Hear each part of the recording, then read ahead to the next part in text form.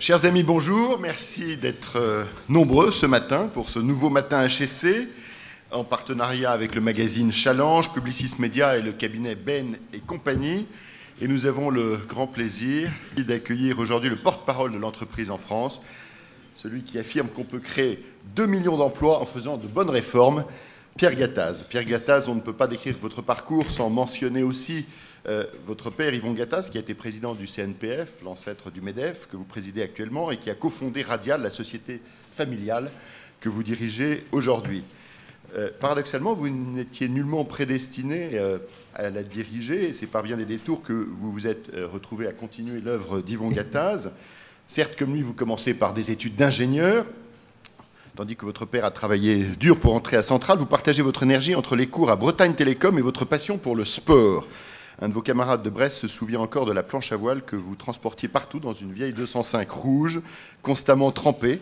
Outre la voile, vous aviez, semble-t-il, un niveau très très respectable en tennis, en handball et en ski alpin. Vous êtes, je vous vois, vous êtes un grand sportif aujourd'hui, beaucoup de randonnée et de canyoning. Vous relâchez un peu vos activités sportives lorsque vous partez, jeune marié, travaillez à la mission d'expansion économique de l'ambassade de France à Washington. Vous passez un diplôme de management à la George Washington University pour parfaire votre anglais. À 25 ans, vous devenez ingénieur d'affaires chez Dassault Électronique, mais vous ne vous imaginez pas vraiment faire une carrière de cadre classique et vous partez prendre la direction de Fontaine Électronique, une PME de 50 personnes en difficulté. Et c'est sans doute à cette époque que vous vous passionnez pour l'entreprise. Le patron de PME, dites-vous, c'est celui qui fait tout à la fois, celui qui travaille 15 heures par jour, qui négocie avec l'URSSAF, qui est dans la vraie vie. Vous le comparez parfois à Mazepa, héros d'une légende ukrainienne, qui, après avoir traîné 3 jours dans la steppe attaché à un cheval, se relève et, à force de courage et de ténacité, finit par devenir roi. Cette vie de patron de PME vous convient, vous enchaînez avec la direction d'une autre petite entreprise en difficulté, Convergy. La prophétie de votre père qui annonçait qu'il n'y aurait pas de dynastie Gattaz chez Radial semble s'accomplir. Cependant, la crise du début des années 90 menace l'entreprise familiale au point qu'on envisage de la vendre. À 33 ans, vous êtes appelé à son chevet et vous en devenez progressivement le patron. Les résultats sont là. Vous assainissez la gestion de l'entreprise, vous la recentrez sur les télécoms, parvenez à faire grimper son chiffre d'affaires à 254 millions d'euros. En 2000, la bulle Internet éclate et ce chiffre d'affaires reconquis est divisé par 2 en un an. Vous chaussez de nouveau votre casquette de sauveteur, vous y réussissez une nouvelle fois en orientant Radial vers la défense, l'aéronautique et l'international. C'est aujourd'hui une pépite, 290 millions de chiffre d'affaires, plus de 80% à l'international, toujours en croissance. Radial est une très bonne carte de visite pour un patron qui défend la France qui gagne. Fort de ces expériences, d'une puissance de conviction reconnue par tous, vous vous impliquez dans de nombreuses organisations syndicales dans le secteur de l'électronique, de l'industrie, et vous serez désigné par lui-même comme candidat, son candidat pour l'élection à la présidence du MEDEF, une élection que vous remportez en 2013, après avoir fait campagne pour un MEDEF de combat, avec des objectifs simples et directs, baisse massive des cotisations sociales pour les entreprises, simplification, stabilisation de la législation sur le travail et la fiscalité. L'ambition est claire, permettre aux entreprises d'investir, recréer de la croissance et de l'emploi. Vous mobilisez les énergies autour d'un chiffre, 1 million d'emplois en 5 ans, avec votre pins que vous arborez, comme pour indiquer à tous qu'il est à portée de main. Vous continuez aujourd'hui ce combat en portant ce même message au gouvernement, aux candidats à la présidentielle. Comme votre père, vous le faites avec franchise, avec conviction. Vous avez le sens de la formule, les fameux gattazismes, mais les vôtres sont généralement plus nuancés.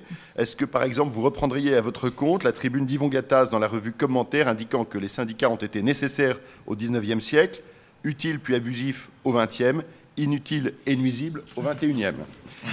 Quoi qu'il en soit, tous apprécient votre tempérament chaleureux, votre humour, votre pragmatisme, et nous sommes très heureux de vous écouter aujourd'hui.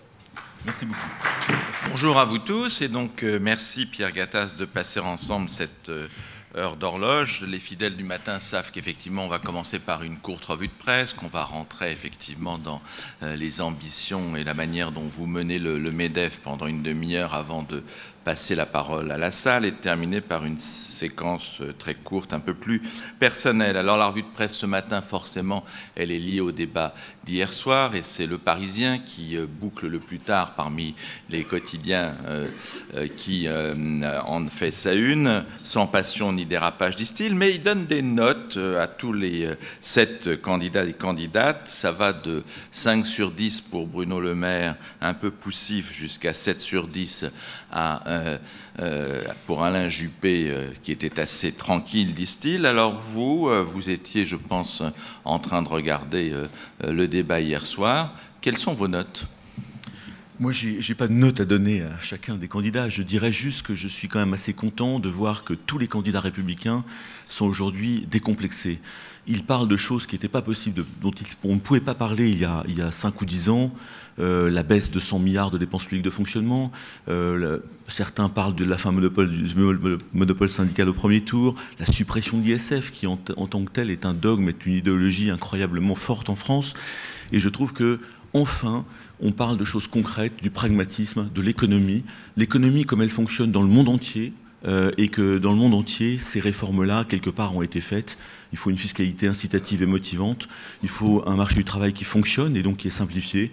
Et je dirais qu'on voit dans tous les programmes des candidats de droite, en tout cas hier soir, réaffirmer une sorte des tabous qui sont tombés, et c'est très agréable parce que vous le savez tous, l'entreprise n'est ni à gauche ni à droite, et je trouve que de faire du pragmatisme économique tout simplement, c'est, je dirais, important pour nous tous chefs d'entreprise. Vous êtes quand même attentif au programme, et si vous aviez peut-être repéré cette étude qu'on a mis en avant hier sur challenge.fr, faite par le think tank Génération Libre, qui a pris l'ensemble des programmes des candidats et qui les a passés au tamis du libéralisme. Et bien surprise, selon Génération Libre, c'est NKM qui serait la plus libérale, et ce serait Nicolas Sarkozy qui le serait le moins. Est-ce que cet avis vous surprend ? Écoutez, un petit peu, je n'ai pas été dans le détail de tous les programmes, et celui de NKM que je connais moins bien. En tout cas, ce que je peux vous dire, c'est celui de Fillon. François Fillon était, il y a quelques mois, celui qui était le plus proche, en effet. Il est en numéro 2 par Génération Libre. Hein, voilà, donc, alors, depuis 6 mois, 1 an, c'est lui qui avait dégainé le premier, avec un programme intéressant, pragmatique, encore une fois, parce que quand on parle de libéral, il y a une connotation droitière. Je dirais un programme entrepreneurial, qui était le plus proche de nos besoins. Ensuite les candidats sont arrivés les uns après les autres, et je trouve qu'il y a quand même une convergence de pensée. Bien sûr, il y a des détails qui choquent, mais globalement, économiquement, on se retrouve pas mal dans les programmes des 7 candidats aujourd'hui. Vous buvez du petit lait. Les 4 majeurs. Je bois du petit lait, si vous voulez, parce que je vois Alors, oui et non. Oui, parce que, encore une fois, des tabous sont tombés. On ose parler des choses qui fâchent et qui empêchent la France de se réformer depuis 30 ans. Par contre, je suis toujours inquiet sur 2 choses. Le manque de vision quand même de nos candidats, d'explication d'une France. Quelle sera la France en 2020-2025, notamment dans la globalisation de l'économie, notamment dans la révolution du numérique, qui va bouleverser beaucoup de choses et qu'il faut expliquer à nos Français, aux Français, à nos compatriotes. Et deuxième chose, c'est l'exécution de ces belles mesures. Comment ils vont exécuter, comment ils vont expliquer le sens de ces réformes. Et vous voyez, quand je vois la loi El Khomri, par exemple, qui était une loi en version 1, celle de janvier, qui allait dans le bon sens, elle n'a pas du tout été expliquée. On y reviendra tout à l'heure, Pierre. Il y a un dégât considérable, c'est qu'à la fin, c'est plus une loi El Khomri. Mais regardez que le programme de NKM, dont je ne fais pas de prosélytisme, mais c'est elle, sans doute, qui regarde le plus au-delà de 2020. Les Échos, ce matin, on est plus dans le débat. Taxation des actions gratuites, le gouvernement embarrassé. C'est ce sujet sur lequel, effectivement, à partir d'une bonne idée qui était d'aider effectivement les jeunes pousses, on a eu le sentiment que les grosses entreprises, notamment celles du CAC 40, ont un petit peu gavé leurs élites d'actions gratuites, et le gouvernement ne sait plus très bien quoi faire. Mais là, si vous voulez, le problème, c'est l'instabilité fiscale. Voilà une réforme qui a été mise en œuvre par Macron, votée par Macron, qui est l'attribution d'actions gratuites, notamment en destination des jeunes pousses, des start-up, qui ne peuvent pas payer leur cadre et leurs cadres dirigeants. Et on sait que les stars, eh bien, c'est vrai dans le monde entier, il faut les payer. On ne peut pas les payer avec des salaires, donc il faut leur offrir des stock options ou des actions gratuites. Je trouve que ça allait dans le très bon sens, et de nouveau, 1 an après, eh bien, on remet en cause, 1 an après, c'est même pas complètement mis en place, ce dispositif. Donc, vous voyez, typiquement, l'instabilité fiscale insupportable en France, qui consiste on ne peut pas gérer une entreprise ou un pays avec une telle instabilité fiscale. Et puis, deuxièmement, si vous voulez, il y a un réflexe pavlovien. Je l'ai dit à Karine Berger, que j'ai rencontré hier soir à un dîner. vous avez un problème en France, vous taxez, ben, on taxe. Il y a un problème, on ne réfléchit même pas, il faut taxer. Ça fait 30 ans que ça dure. Moi, je leur dis, chaque fois que vous taxez, maintenant, c'est du chômage que vous créez en face. C'est très simple. Ou c'est du pouvoir d'achat en moins pour les ménages. Donc il faut arrêter ce réflexe totalement pavlovien de taxer. L'opinion ce matin... un titre que vous apprécierez si effectivement vous êtes un fan de Bernard Blier, Laurent, Jean-Claude, Philippe et Pierre, les tontons flingueurs. C'est cette idée que le dialogue social en ce moment ne fonctionne plus et que vous êtes effectivement dans cette situation. Laurent, c'est Laurent Berger, Jean-Claude, c'est Mailly, Philippe, c'est Martinez et Pierre, c'est Pierre Gattaz, bien sûr. Alors, qu'est-ce qui se passe? Écoutez... Vous allez les exploser face au puzzle? Les éparpiller face au puzzle. Non, mais il faut partager, il faut vraiment transformer notre dialogue social. Aujourd'hui, en France, qui est un dialogue social national très politique, technocratique, bureaucratique. Et on a un dialogue social de terrain, de construction, de pragmatisme. Pour ça, je pense qu'il faut tenter de partager deux choses avec les partenaires sociaux. Un, de nouveau une vision à 2020-2025 du pays. Qu'est-ce que sera le modèle social dans l'ubérisation de l'économie? Qu'est-ce que c'est que la protection sociale des nouvelles façons de travailler comme les travailleurs indépendants? Quelles sont les formations qu'il va falloir qu'on mette en œuvre? Pourquoi l'apprentissage en France ne marche pas? J'aimerais parler de tout ça avec les partenaires sociaux. J'aimerais aussi faire un constat de la situation actuelle. Et enfin, j'aimerais... la mère des réformes, où l'objectif principal qu'on a tous, c'est le plein emploi. Je voudrais vraiment insister là-dessus. Parce que quand vous allez vers les deux problèmes majeurs des Français, vous êtes sur le chômage et vous êtes sur la sécurité. Et ces trois thèmes, d'une vision à 2020-2025, d'un constat du dialogue social et de la protection sociale et du travail, et le plein emploi, je ne peux pas en parler avec les partenaires sociaux aujourd'hui. J'aimerais le refaire. Je les ai tous invités à aller avec moi en Chine dans 15 jours. En délégation, j'emmène une centaine de chefs d'entreprise. Les 5 secrétaires généraux. Il y en a qu'un qui a répondu favorablement, c'est Philippe Louis de la CFTC. Je suis ravi de l'emmener. On va passer une semaine ensemble. J'adorerais pouvoir emmener Philippe Martinez, Jean-Claude Mailly, pour qu'ils voient la France de loin, le monde qui bouge, la Chine. C'est Thierry de la Tour d'Arthès de SEB qui m'avait donné l'idée. Il avait emmené ses syndicats, la CGT notamment, dans un voyage d'études, une semaine. Ils ont été transformés par leur... Parce qu'ils ont vu cette 1,5 milliard individus qui vont faire le monde de demain, qui sont sortis de l'ornière, qui sont sortis du communisme, de la dictature, qui ont choisi l'entreprise, qui ont choisi l'économie de marché, même si elle est socialiste, l'innovation... Et je dirais, ils ont été transformés. Donc moi, je pense, si vous voulez, qu'on ne peut plus, et j'ai comparé aujourd'hui le dialogue social en une assemblée de copropriétaires, aucune vision, et surtout, on nous demande toujours du donnant-donnant. Ça fait 30 ans que ça dure. Ça fait 30 ans qu'on fait des ANI, accords national interprofessionnels, où à chaque fois, il faut faire du donnant-donnant, c'est-à-dire, vous, les patrons, il faut payer. Alors je leur dis, mais c'est pas les patrons qui payent, c'est les entreprises, déjà. Première erreur. Deuxième erreur, vous nous demandez à chaque fois une cotisation sociale qu'il faut augmenter, une fiscalité. Je leur dis, mais chaque fois qu'on augmente la cotisation, le coût du travail, eh ben, vous créez du chômage. Donc ne me demandez pas de venir m'asseoir pour faire l'inverse du pacte de responsabilité. Il faut baisser le coût du travail, il faut baisser la fiscalité, et il faut travailler sur le système. Mais est-ce que finalement, ce n'est pas votre père qui avait raison, disant qu'au XXIe siècle, ils ont prouvé, les syndicats, une certaine forme d'inutilité ou de manque d'adaptabilité? Si vous voulez, il faut fondamentalement qu'on se réforme tous. Et je pense en effet qu'aujourd'hui, on est arrivé au bout d'un système, vraiment. On est arrivé au bout d'un système de financement automatique des syndicats, patronaux et salariés. Moi, je suis pour un syndicat d'adhésion, de service, fondamentalement, et un syndicat non obligatoire dans les entreprises. Lorsque vous n'avez pas de syndicat dans les entreprises, qu'elles soient PME ou ETI, eh bien, on doit être capable d'avoir un salarié élu avec lequel nous pouvons travailler et négocier des accords d'entreprise. Donc en effet, je pense qu'il faut que nos syndicats deviennent des syndicats de services d'adhésion, des syndicats complètement dépolitisés. Vous voyez, quand je vois encore la CGT et parfois Jean-Claude Mailly qui m'a dit récemment, mais je lui dis, mais l'emploi, Jean-Claude, ça vous intéresse? Il me dit non, ça ne m'intéresse pas. Pierre Gattaz, vous n'êtes pas le Premier ministre de la France. Mais je lui dis, mais c'est pour nos enfants, c'est pour le pays. Jean-Claude, c'est pas pour moi, c'est pour le pays. Ben oui, déjà, L'emploi ne les intéresse pas. Première erreur. Deuxième erreur, quand je vois la CGT, en effet, c'est lutte des classes systématique et c'est rapport de force.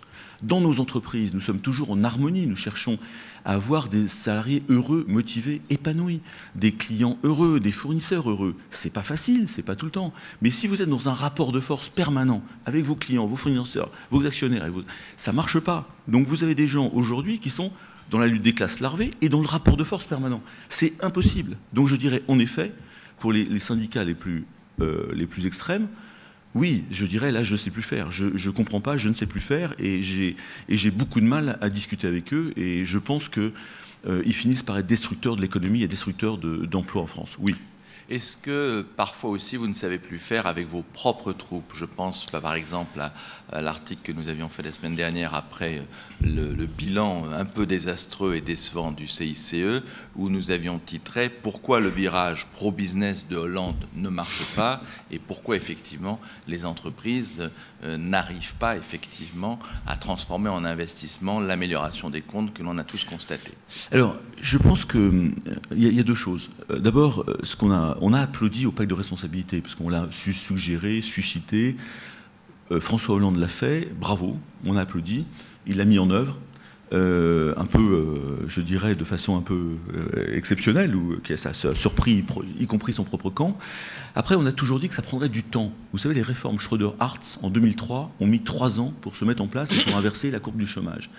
On n'a pas un bouton sur lequel on appuie, un gros bouton vert. L'emploi, c'est une conséquence de tout ça. C'est une conséquence d'un taux de marge rénové. Et le CICE, il fallait que les gens comprennent. Moi, j'ai vu des TPE, des PME, un an après, qui ne savaient pas ce que c'était.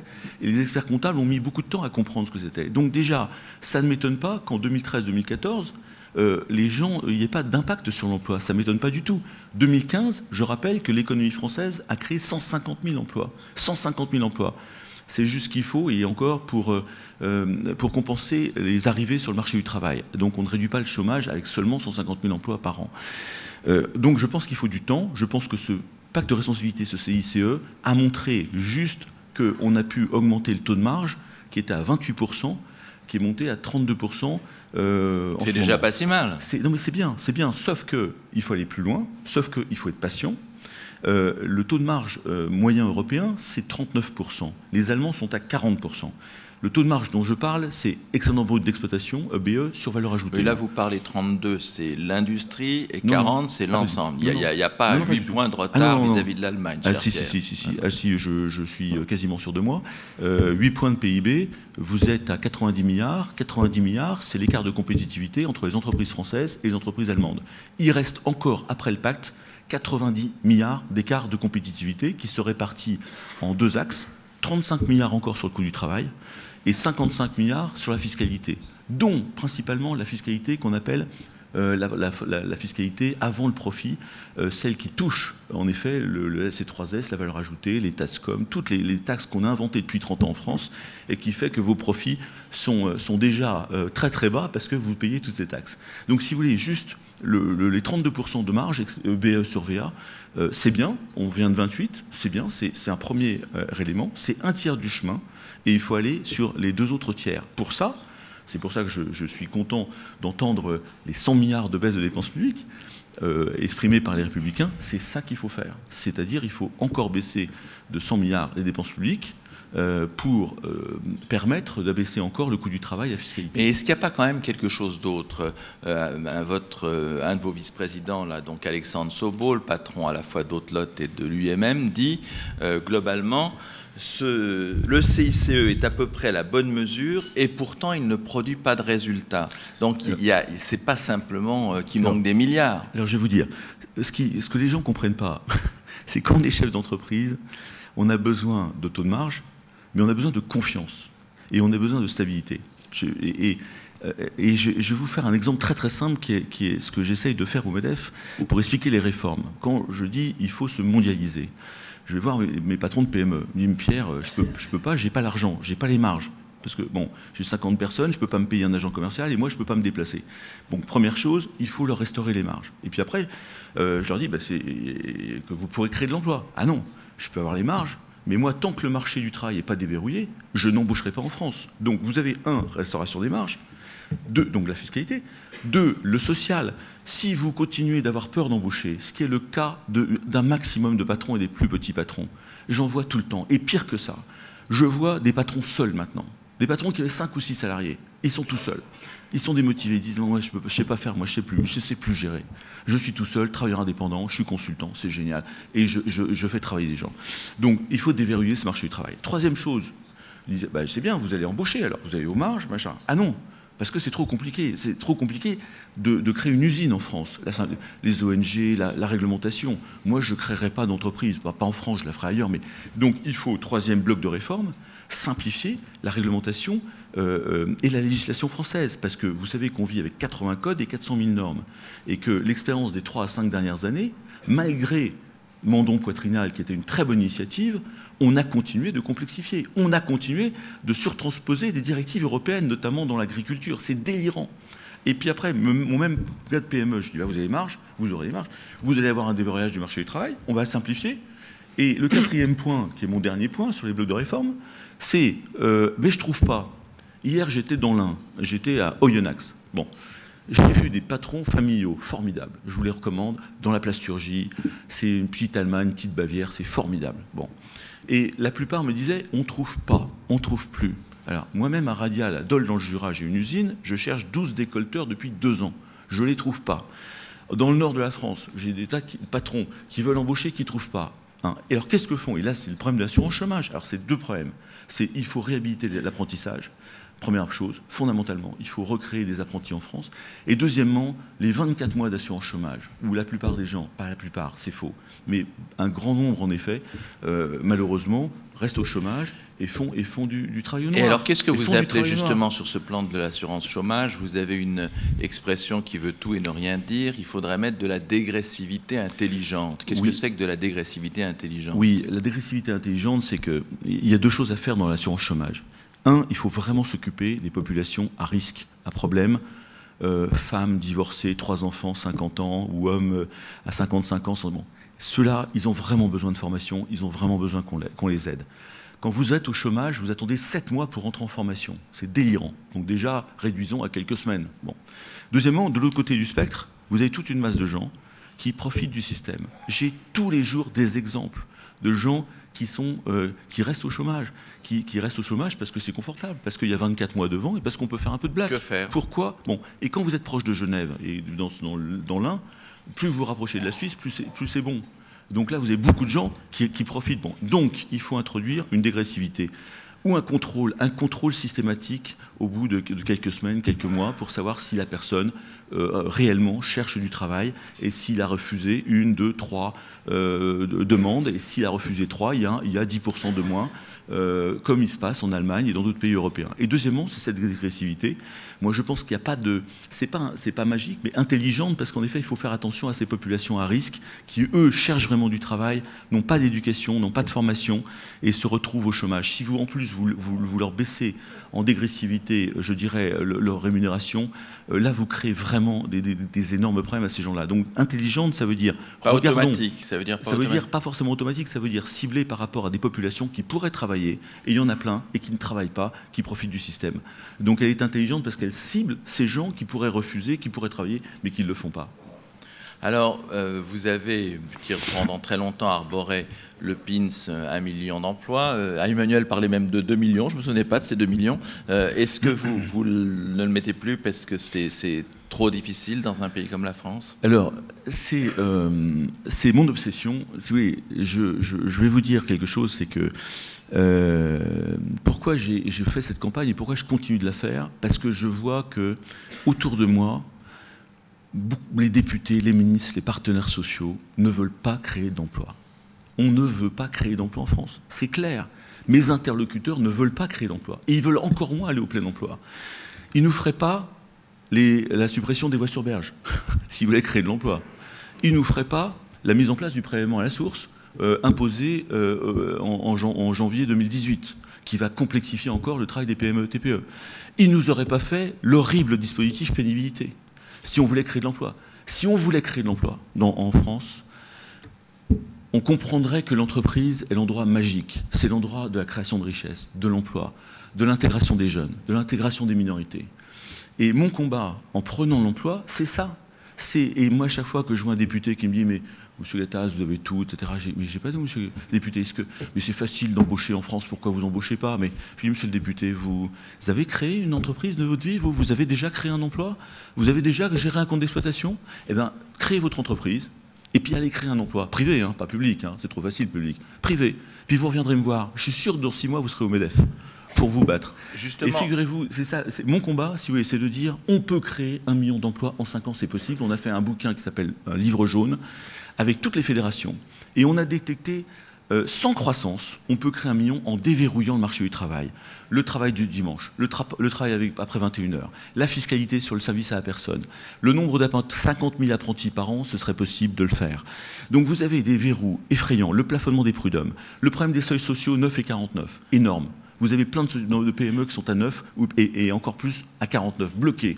Si vous débloquez tout ça, si vous donnez la possibilité aux gens d'embaucher sans avoir peur, moi mon plombier il est tout seul, mon électricien il est tout seul, je leur dis mais pourquoi vous êtes tout seul les gars? Vous venez le samedi, etc. Ah non Monsieur Gattaz, j'ai eu un salarié, j'ai eu un prud'homme, c'est terminé, j'en fais plus. L'électricien, j'ai eu 2 salariés, j'ai eu 2 prud'hommes, j'en fais plus, je suis tout seul avec ma femme, ça va très très bien. Est-ce qu'on veut créer de l'emploi?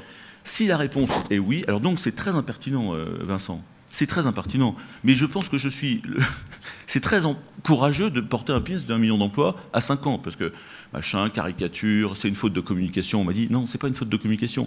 Vouloir créer de l'emploi pour le pays, c'est pas une faute de communication. C'est on y croit ou on n'y croit pas. Les Allemands l'ont fait, les Autrichiens l'ont fait, les Suisses sont à 3% de chômage, les Anglais sont à 5% de chômage. Donc si vous voulez, soit on veut y aller, et là, ça veut dire des réformes structurelles, on l'explique aux Français, etc. Soit on fait du pacte de responsabilité, le ZIG, très bien, et puis le jour même, on vous impose un dispositif de pénibilité insensé. Donc on ne veut pas créer Pierre, qu'est-ce qui s'est passé? On avait eu le sentiment que vous aviez réussi à convaincre Manuel Valls, qu'il avait bien dit au MEDEF « j'aime les entreprises ». Qu'est-ce qui s'est passé pour que ce discours que vous venez de nous faire avec beaucoup d'émotion, il ne le partage pas? Mais en fait, si vous voulez, vous êtes dans un monde encore très politique en France. Vous êtes à 7 mois d'une élection majeure, et là, malheureusement, les comportements politiques électoralistes reviennent, je dirais, extrêmement rapidement. Et vous avez dit banco, je crois savoir si j'avais bien lu Challenge au début de l'année. Oui, j'aime l'entreprise, nous l'avons ovationné. Enfin, un Premier ministre en France qui s'exprime comme ça. Et puis à Davos, qu'est-ce que vous avez dit? Ce qui est drôle, c'est que quand j'ai vu des Chinois une semaine après, ils n'ont pas compris. Ils ont dit, mais Monsieur Gattaz, un Premier ministre qui n'aimerait pas les entreprises, ça existe dans le monde. Vous voyez, nous, on s'exalte devant j'aime l'entreprise, alors que dans le monde entier, je dirais que c'est normal. C'est comme... Enfin bon, nous sommes en France, donc la révolution culturelle et économique, elle se fait progressivement, mois après mois. Bon, c'est compliqué quand même, hein, mais il faut se battre. Donc, en effet, je vais vous raconter une histoire avec Manuel Valls. Après le J'aime l'entreprise, nous sommes vus, etc. Et il m'avait invité à un déjeuner à Davos. Ce public, je peux en parler, avec des grands patrons internationaux. Il y avait Eric Schmidt de Google, il y avait Cisco, John Chambers, il y avait 2 patrons chinois de très grands groupes, Manpower. Il y avait vraiment un parterre de 15 très très grands patrons. Et alors, Manuel Valls faisait en disant, mais qu'est-ce qu'il faut faire en France? Comment envoyer la France? Et alors, tous, dithyrambiques, oh, la France, la culture, la philosophie, les lois, le climat, l'élégance des dames, l'art de vivre, pays formidable, tous, dithyrambiques. Mais alors, Monsieur Valls, votre code du travail, Labor Law, et puis l'image, 35 heures, c'est pas très bien, 35 hours, et puis les strikes, les grèves. Bon. Donc, si vous voulez, on était là-dessus. Un peu sur la fiscalité, beaucoup sur le droit du travail. Et puis, alors, moi, je buvais du petit lait, j'écoutais, je traduisais un peu pour Manuel Valls, machin, bon. Et puis, à la fin... et après, il me dit de conclure. Et alors, je dis, écoutez... Gentlemen, you have a prime minister which is very, very strong, and he's going to make the reform, the labor law reform. We are going to see. He's going to make it. Alors, Manuel Valls était très content. Ah, Pierre, alors il vient me voir après, il me dit, on va la faire cette loi du travail. On va la faire. Bon, c'était autour du 15 février, je ne sais plus. Donc, fin janvier. Donc, voilà, quand vous discutez... Et puis ça a accouché d'une souris. Non, la version 1 était très très bien. J'ai rien dit, parce que sinon j'allais me faire flinguer. J'allais faire flinguer la loi avant qu'elle sorte. Mais la version était bien. Vous aviez le plafonnement des prud'hommes, vous aviez des mesures TPE, PME, sans mandataire social direct, pour gérer directement avec les entreprises des modifications d'organisation, etc. Donc, et puis, bon, tout de suite, vous avez vu, pas d'explication. Le Parisien a fait fuiter 2-3 jours avant la sortie. La CFDT dans la rue, ou presque. Bon, après, ça a été calamiteux, si vous voulez. Donc, on est vraiment... mais si vous voulez, qu'est-ce que je retiens? Un, il faut vraiment expliquer toutes ces lois. Deux, je pense que vous avez à gauche, et dans la majorité de gauche, des gens réformistes. Le problème, c'est qu'il faut qu'ils assument. Il faut qu'ils prennent le pouvoir. C'est Collomb, Gérard Collomb de Lyon, c'est Macron, c'est Valls, c'est Le Guen, c'est Le Drian, c'est... Voilà, vous en avez, c'est Mandon, qui sont des gens qui ont compris le rôle fondamental de l'entreprise et qui l'assument. Et bravo, et formidable. Si on arrive dans les 50 prochaines années à faire émerger une gauche réformiste face à une droite, je dirais, pas trop bête, eh bien nous, pour nous, entrepreneurs, et pour l'économie française, ce sera formidable. Ce sera à l'anglaise ou à l'allemande. C'est-à-dire, en fait, pas des grands coups de barre à gauche ou des grands coups de barre à droite, mais une cohérence, un pragmatisme sur l'entreprise et l'économie, qui, je le rappelle, n'est ni à gauche ni à droite. Donc moi, ce qui me rend enthousiaste quand même, c'est que vous avez en effet, bien, je pense, un bloc politique qui commence de deux côtés, qui commence à comprendre l'importance, mais immense de l'entreprise et de l'économie de marché, qui est le moins mauvais système que l'humanité ait mis en place. Hier, il y avait un sondage qui est sorti au moment de cette journée un petit peu folklorique de J'aime ma boîte. On demandait aux salariés français quel était le candidat qui était le plus pro-entreprise et qui arrivait en tête. Macron. Vous partagez cette idée? Macron est quelqu'un de très intéressant parce que j'attends son programme. Moi, j'attends son programme. Je ne l'ai pas vu. Bon, je l'ai pratiqué. Emmanuel Macron, il incarne une certaine jeunesse très internationale, parlant très bien l'anglais. Donc, quand je l'ai vu devant 3-4 000 Américains dans la Silicon Valley, un discours entrepreneurial sur l'économie, sur l'Internet de demain, etc. Voilà. Et ni à gauche ni à droite, ça me plaît. Alors qu'on ait des flavors de gauche ou de droite, mais pas sur l'économie, pas sur l'entreprise. Donc je pense qu'il incarne cette jeunesse, cette France qui doit gagner à travers les entreprises entrepreneurs. Après, une fois que j'ai dit ça, il faut attendre son programme qui se présente et qui nous dise comment il va faire son programme. Donc moi personnellement, j'attends encore tout ça. Est-ce que vous partagez ce sentiment de Xavier Niel qui dit que ce pays que vous venez de décrire un petit peu verrouillé, eh bien ce pays, dit-il, est plus intéressant que la Silicon Valley pour les entrepreneurs? Oui, je crois que pour les entrepreneurs, si vous voulez, c'est très intéressant. Et c'est une force de la France. On a une jeunesse qui est devenue très entrepreneuriale. Il y a 20 ans ou 15 ans, vous faisiez des sondages sur les jeunes, ils voulaient tous être fonctionnaires, souvenez-vous. Aujourd'hui, à 55%, ils veulent être entrepreneurs. Il y a une créativité, il y a une école mathématique extrêmement puissante en France. On a 13 médailles Field. Quand je vais au CES de Las Vegas, Consumer Electronics Show au mois de janvier, c'est le grand salon international des objets connectés, vous avez 150 start-up françaises, la plus grosse délégation. La deuxième, alors les Allemands sont une vingtaine, les Anglais une quinzaine, les Israéliens une douzaine. Donc on est vraiment très en avance sur beaucoup de choses. Donc pour les start-up, la créativité, formidable. Après, ça se durcit. Ce qui est ça qui me gêne, c'est qu'on crée sa boîte en France peut-être, mais après, pour lever des fonds, c'est très compliqué, surtout deuxième tour, troisième tour, quand vous avez besoin de quelques millions. Là, il n'y a plus personne en France ou peu. Donc les gens vont en Angleterre ou vont chercher des fonds ailleurs qu'en France.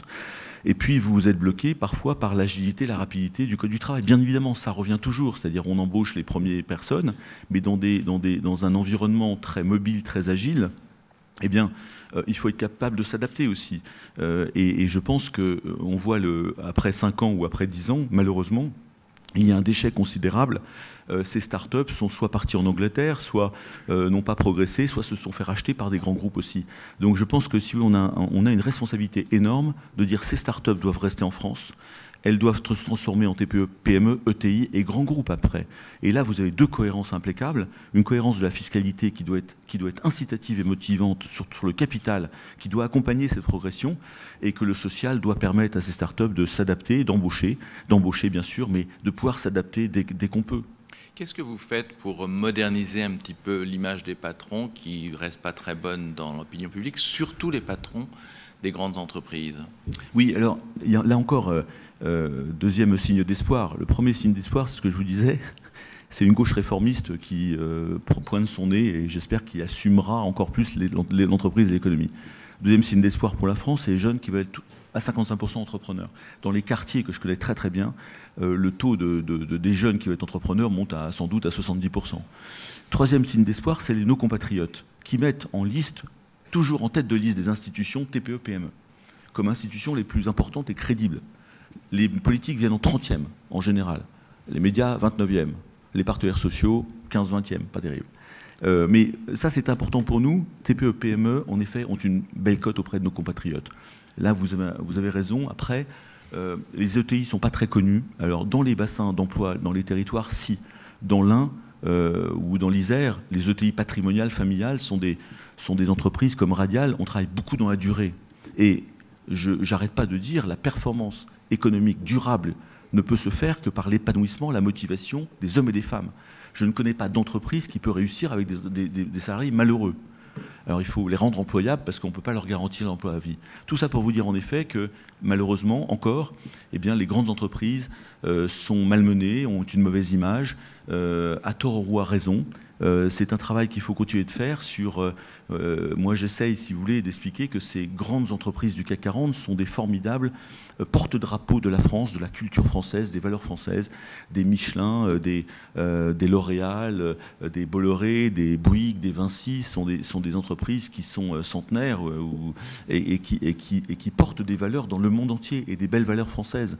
Donc on a besoin de ces porte-drapeaux, de ces vaisseaux amiraux. Alors après, en effet, malheureusement, c'est pas aussi simple que ça, mais je crois qu'il faut continuer de dire on a besoin de toutes les entreprises, et les grandes entreprises françaises sont des atouts de la France, parce que d'autres pays européens n'ont pas cette chance d'avoir le CAC 40. On est parmi les pays au monde où il y a le plus de grandes entreprises. Et comment expliquer ce bug tout d'un coup, de ce bug médiatique, j'évoquerais, quand Alstom annonce la fermeture de Belfort, ça devient une affaire nationale pour la fermeture d'un site, et qu'on arrive effectivement finalement à une solution dont j'aimerais d'ailleurs avoir savoir comment vous la qualifiez, parce que effectivement on commande, on fasse de la commande publique pour résoudre un problème social au sein d'une entreprise, ça paraît quand même là très 20e siècle. Oui, si vous voulez, on va dire, c'est surprenant, voire aberrant. Ça fait plusieurs années qu'on sait que ce site de Belfort va avoir un problème de commande.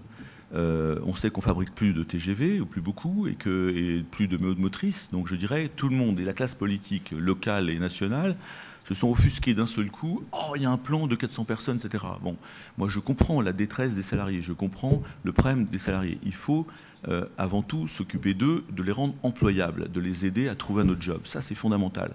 Après, si vous voulez, moi ce qui me gêne, c'est après 3-4 ans où tout le monde savait qu'il n'y avait plus de commandes, on se réveille d'un seul coup, et surtout, on invente une commande que j'ai appelée de électoraliste. Voilà. Ou artificielle, de faire des TGV qui vont rouler à 100 km/h, je crois, entre Bordeaux et Marseille. Enfin, tout ça est totalement délirant. Alors après, si vous voulez, ça pointe du doigt quoi? Bon, on se rapproche des élections, donc attention, danger. Ça veut dire que dans les semaines et les mois qui vont venir, attention à toutes les mesures fiscales, sociales, électoralistes, purement électoralistes ou politiques. Donc nous, on est en alerte rouge au MEDEF. Ça va pas être simple, hein, parce que ça va être du grand n'importe quoi, pour récupérer des voix par-ci, des voix par-là, etc. Et puis deuxièmement, ça montre que l'État doit redéfinir une vision. On ne demande pas des plans stratégiques à la façon de Gaulle, même si De Gaulle et Pompidou ont été des formidables visionnaires pour le pays. Mais aujourd'hui, il faut réfléchir avec les fédérations, les filières concernées. Qu'est-ce que c'est que le ferroviaire de demain? Qu'est-ce que c'est que le TGV de demain?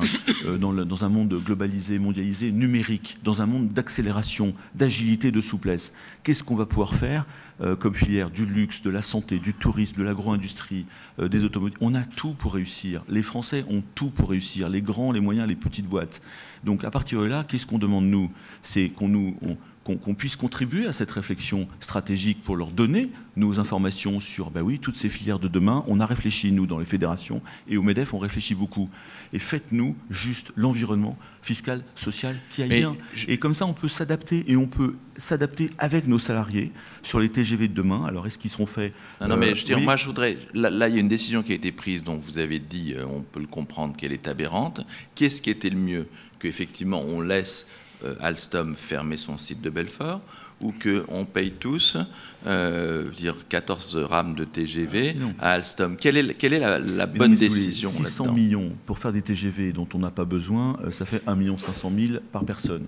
Bon, moi je pense que pour une somme beaucoup moins importante, on aurait pu faire en sorte que ces 400 personnes, on les aide à créer une entreprise, on les aide à se reformer sur d'autres secteurs, à la mobilité éventuellement pour qu'ils aillent travailler à 200 km d'après ce que j'ai compris, regarder les problèmes des familles. Bon, je pense que c'est beaucoup plus intelligent de parler d'employabilité, d'adaptation permanente et de s'occuper, et c'est le travail qu'on fait tous les jours dans nos entreprises. Donc dès que l'État commence à s'ingérer dans nos entreprises, dans le fonctionnement des entreprises, ça ne marche plus. On voit bien, c'est des coups de barre, etc. Et je repose le problème dans 2 ans ou dans 3 ans. Qu'est-ce qui va se passer? Alors soit il y a un plan stratégique formidable que je ne connais pas en disant on va sauver Belfort parce qu'il y a le TGV de demain qui va arriver, on va le fabriquer en France. Peut-être, je ne le connais pas. En tout cas, il est sorti d'un chapeau en 1 semaine. Hein. Ça fait quand même juste 4-5 ans qu'il aurait dû sortir. Bon. Donc c'est là où je suis très perplexe. Donc je pense qu'il y avait d'autres moyens de le faire et je pense qu'en effet, accompagner, il y avait une négociation en cours qui aurait dû durer 12-18 mois. Dans toutes nos boîtes, on fait ça et on regarde comment faire que nos salariés retrouvent un job ou se repositionnent. C'est le travail des chefs d'entreprise et non pas de l'État de faire ça. Dernière question avant de passer la parole à la salle, c'est lié effectivement à ce genre d'affaires, le retour de la préférence nationale. On entend les discours de Donald Trump dans les débats où il veut relever les barrières douanières. Il y a la menace du Brexit avec, là encore, augmentation, élévation des barrières douanières. Est-ce que vous craignez un retour du protectionnisme lié justement à ce contexte électoral?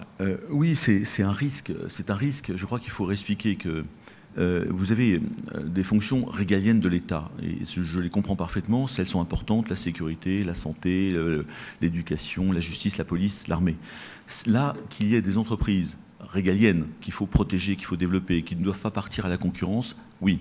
Alors il y a quelques secteurs, il y en a 5 ou 6, et là en effet on peut se dire l'État a un rôle, c'est un rôle régalien, donc là ils peuvent intervenir. Bon, le moins possible parce qu'on sait que c'est de très très mauvais gestionnaires. Après, tout le reste, c'est le monde globalisé. L'économie de marché est globalisée. Alors il faut éviter les excès. L'ubérisation de l'économie est une réalité. Si on laisse faire, c'est la jungle, c'est du travail au noir, ça ne marche pas. Si on est trop administré, ça ne marche pas non plus. Donc vous êtes aujourd'hui dans un monde qui bouge, d'adaptation, d'agilité, et qui représente des opportunités formidables pour la France. La mondialisation, c'est une opportunité extraordinaire pour la France. L'Afrique qui va se réveiller, 1 milliard d'individus aujourd'hui, 2,5 milliards en 2050, c'est formidable pour la France. Le numérique, formidable opportunité. L'Europe, si on arrive à s'en sortir, formidable opportunité, etc., etc. Donc je pense que, si vous voulez, j'ai très peur, en effet, des programmes politiques qui disent c'est horrible, le monde est horrible, on se recroqueville sur nous-mêmes, on ferme les frontières, on augmente les taxes. Mais là, c'est mortel. Il faut s'ouvrir, se rapprocher. Et c'est l'idéogramme chinois crise, c'est danger et c'est opportunité. Donc il faut vraiment se dire ce monde est plein d'opportunités, il y a des dangers, mais si on se recroqueville sur nous-mêmes, c'est mortel. Là, la France ne peut pas se recroqueviller sur nous-mêmes par rapport à toutes les opportunités qu'on a de développement, de croissance.